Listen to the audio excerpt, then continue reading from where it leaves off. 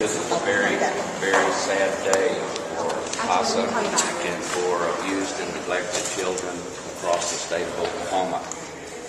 I want to say that the criminal charges unsealed here today against Anna Knockham and her husband should in no way detract from the fine work that the CASA programs do all across the state of Oklahoma.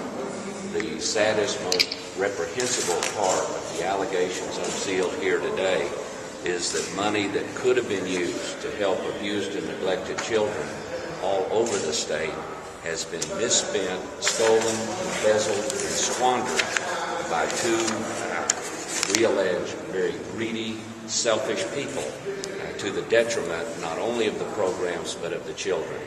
So we're determined to see that justice will be done in this case and hope at some point we'll be able to recover some of that money for the children of the state.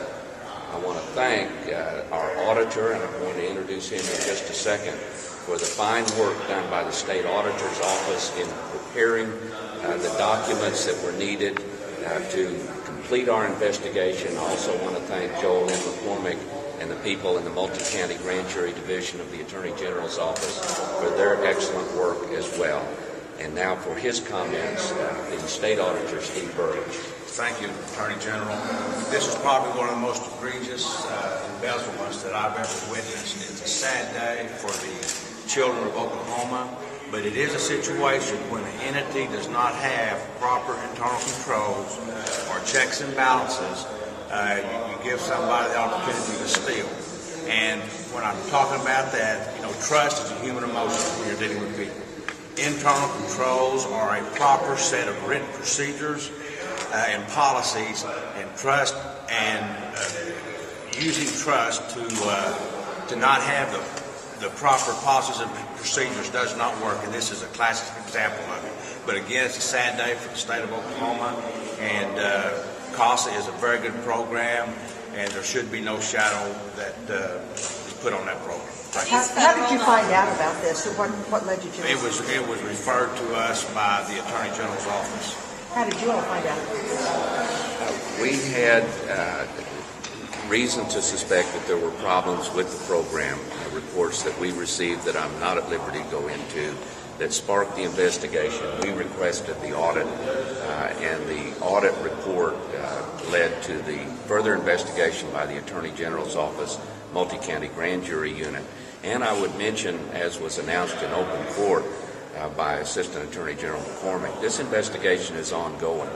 There may have been additional monies taken and misspent and misused and stolen over the time period that these people were involved in the CASA program. By them, or are there other people that could be indicted now? By them. Are these federal documents?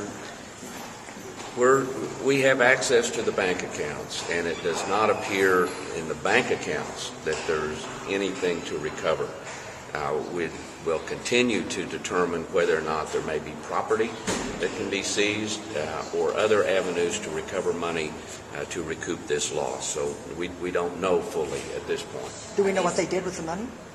We know, and that's detailed in the counts and the indictment, we know a lot of the things that they did with the money, and things like a hot tub, things like subscription to Playboy magazine, things like that not only stolen but wasted and squandered. It's just a very sad thing. Also granite countertops, items of that nature. But my report will be on my website at approximately 9:30 this morning or 10. Are these all federal dollars in question? No, these are state dollars. So it's a combination at this point, or it's all state dollars? Well, once it comes into custody of CASA, it's considered state money, whatever the original source was. And there are appropriations made by the legislature to support the CASA program. But in addition to that, the boards that are out there in the counties of the state and the volunteers that serve all do so without pay. They're volunteers, and the idea that money that could have been available for these programs was stolen and wasted is just reprehensible. I'd like to recognize the gentleman that was the lead auditor on this. His name is Wesley Eden, and he did an outstanding job. Thank you all. Thank you. Thank you.